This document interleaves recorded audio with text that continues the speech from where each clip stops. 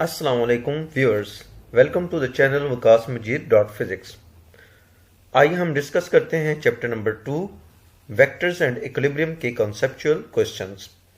उम्मीद है स्टूडेंट्स आपको ये आंसर यकीनन बहुत आसान महसूस होंगे और आप इनकी मदद से एग्जाम में बहुत अच्छे मार्क्स ले सकते हैं। Question number 10, a centre force is one which is always directed towards the same point. Can a central force give rise to torque about that point?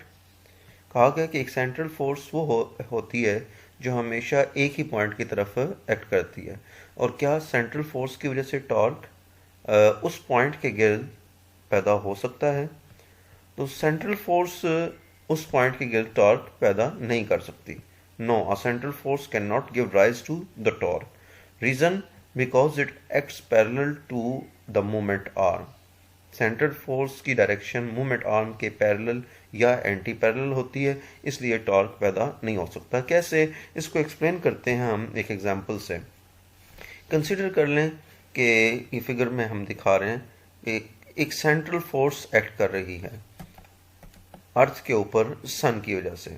सन की ग्रेविटी की फोर्स अर्थ के ऊपर एक्ट कर रही है और इसकी डायरेक्शन हमेशा टूवर्ड्स द सेंटर ऑफ सन ही रहेगी। या कोई और एग्जांपल हम कंसिडर कर लेते हैं, किसी ऑब्जेक्ट को, किसी स्टोन को एक स्ट्रिंग की मदद से अगर आप सर्कल में रिवॉल्व करवाते हैं, उसके ऊपर सेंट्रीपिटल फोर्स हमेशा उस सर्कल के सेंटर की तरफ एक्ट करती है, ये भी सेंट्रल फोर्स कहलाती है। तो हमने जो एग्जांपल कंसिडर की है वो अर्थ के ऊपर सन की ग्रेविटेशनल फोर्स है।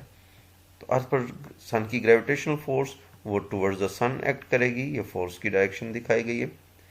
अब अर्थ तो रिवॉल्व कर रही है सन के अराउंड, लेकिन इसकी वजह से टॉर्क पैदा नहीं होता। ऐसा नहीं होता कि अर्थ की वेलोसिटी, एंगुलर वेलोसिटी वो बढ़ती ही चली जाए या कभी कम होती चली जाए, इस पर टॉर्क एक्ट नहीं होता।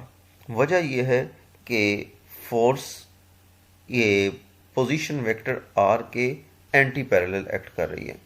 टॉर्क का फार्मूला है tau is equal to R cross F, tau is equal to R F sine theta.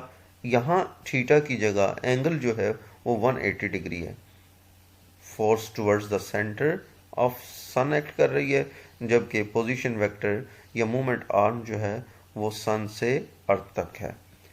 तो दोनों के दरमियान angle 180 degree and sine 180 degree is equal to 0, tau is equal to 0, hence torque due to central force is 0. Therefore, torque due to all the central forces is 0 because they always act parallel or anti-parallel to the moment R.